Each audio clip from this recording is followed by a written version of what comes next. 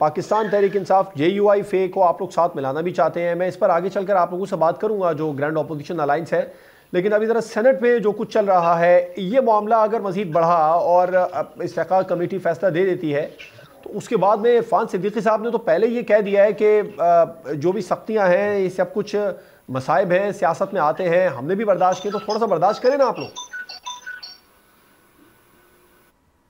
अच्छा देखिए, मैं एक तो वो अली गौहर बलोच साहब आते हैं, वो वही बोल रहे होते हैं, टेपें पुरानी चल रही होती हैं, कहाँ खत लिखा IMF को, कहाँ कोई हमने जातियां की, कोई जुल्म किया, खुदा रहा, यानी झूठ बोलना इतना झूठ है। इस सियासी जमात को झूठों की जमात का नाम दे देना चाहिए, लानतुल्लाह काज़िबीन जो झूठ बोलते हैं। अब आते हैं अगली बात की तरफ। देखिए आपके यहाँ पार्लियामेंट की तौकीर क्या है, पार्लियामेंट के अंदर आकर बैठकर क्या हाल किया, आपने सोचा इस बात को कि पार्लियामेंट के अंदर से आके लोगों को पकड़ा था, गिरफ्तार किया था, मैंने कुछ किया, एक्शन लिया उसके ऊपर?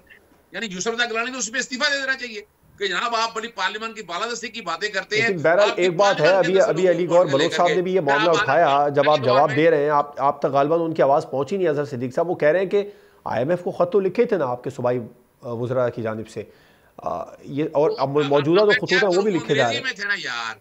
अंग्रेजी में, मेरे अंग्रेजी में थे, अब अंग्रेजी किसी को समझ ना आती हो तो क्या करें? उसमें कहाँ लिखा था कि कर्जा नहीं देना? ह्यूमन राइट्स की कंप्लायंस की बात की हुई है, उसमें क्या बात है? अभी आज देखें IMF मनवा नहीं रहा सारी चीजें, तो हमने कौन सी ऐसी बात कभी IMF ने माना हो? चले छोड़े हैं, मैं इन चीजों की तरफ देखता नहीं, रोजाना सुनता रहता हूँ मैं। अब जो बात बड़ी अहम करने लगा हूँ, हमारे दौर के अंदर नवाज शहबाज शरीफ वगैरह, हमजा शरीफ, इनको नैब जुड़ी फिजिकल रिमांड में, जिस्मानी रिमांड में लेके जाती थी, प्रोडक्शन ऑर्डर जारी होते थे, हमारी पार्लियामेंट सेनेट के अंदर बकायदा पेश किया जाता था। ये रिकॉर्ड के ऊपर बात है।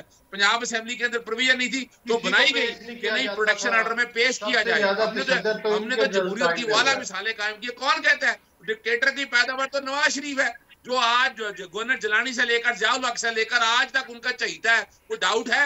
बता दें। इतनी करप्शन और लूट मार करने के बाद आज बचा हुआ वजह क्या है? ये मामला तो आपके हुकूमत में भी चला, सबने देखा किस तरह ख्वाजा साद रफ़ी को, ख्वाजा सलमान रफ़ी को और इसके अलावा जो दीगर सेनेटर्स थे या दीगर कौमी असम्बली के मेंबरान थे, प्रोडक्शन ऑर्डर जारी होने के बावजूद भी कितने मुश्किल से असम्बली में पहुंचा करते थे। ये सब तो आप लोगों ने भी किया है। उसमें हम नहीं कर सकते ना।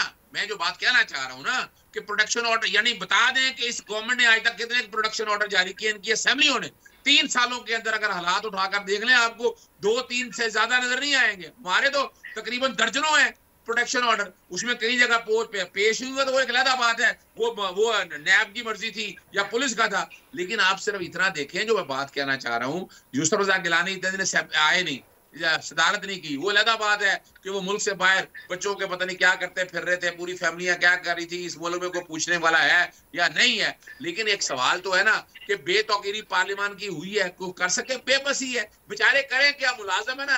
देखिए, पीपल्स पार्टी या यूसुफ रज़ा गिलानी आपके इत्तेहादी नहीं है, उसके बावजूद भी प्रोडक्शन ऑर्डर जारी हो रहे हैं, आपके लिए एक ऐवान तो खड़ा है ना। कोई एहसान नहीं किया इन्होंने ना सर, ओन अब्बास को पेश किया गया ना, चेयरमैन सेनेट यूसुफ रज़ा गिलानी ने अपनी शदीद नाराजगी का इजहार किया। सेनेट के रूल्स में लिखा हुआ है। अजहर साहब, जब आप लोगों की हुकूमत थी तो आपकी हुकूमत में तो प्रोडक्शन ऑर्डर भी बड़ी मुश्किल से ही जारी हुआ करते थे। अब तो आप देखें, ओन अब्बास मप्पी साहब को भी पेश किया गया। मैं कह रहा हूँ दर्जनों, मैं चैलेंज कर रहा हूँ, नेशनल चैनल पे चैलेंज कर रहा हूँ, ले आए दर्जनों प्रोडक्शन ऑर्डर जारी हुए हैं। इनके यहाँ तो कितने प्रोडक्शन ऑर्डर हुई है? चौधरी इजाज गया, कितना सौ गया? हमने जब आप लोग कमजोर पड़ना शुरू हुए तब जारी हुए प्रोडक्शन ऑर्डर।